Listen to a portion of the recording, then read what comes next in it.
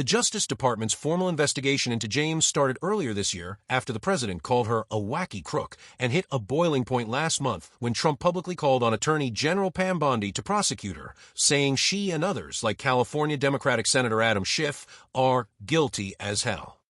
Trump's push for the case has critics worried the Justice Department is increasingly under the president's personal command, as he vociferously challenges prosecutors to target his opponents while turning away from cases that may not align with his interests.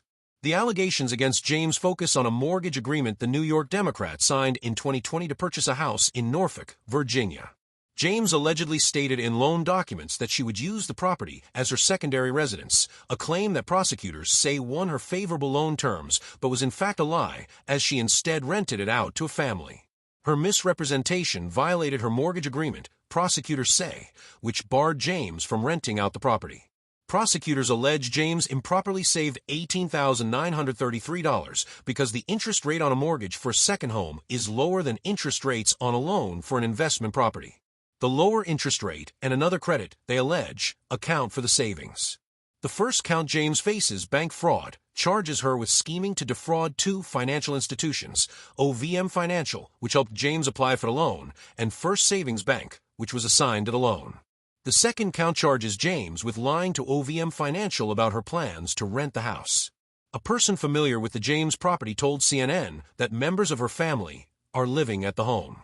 The person added there is no rental agreement, James never relinquished control of the property, and she has made all the mortgage payments. She faces up to 30 years in prison if convicted. James will make her first appearance in court later this month, during which she will be presented with the charges against her.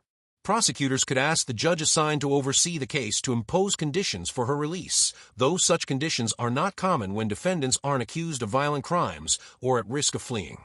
As the case progresses, James' attorneys will have the opportunity to challenge the prosecution before it goes to trial.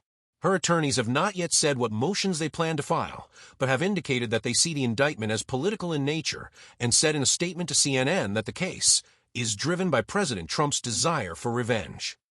The probe into James began in April when Bill Pulte, the director of the Federal Housing Finance Agency, sent a criminal referral to the Justice Department over claims that she may have engaged in mortgage fraud when purchasing two different homes, a Brooklyn brownstone she purchased decades ago and the house in Norfolk in 2023.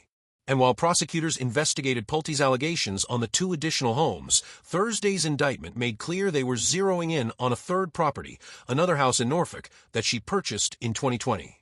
That house, which is at issue in the indictment, was not included in Pulte's referral. James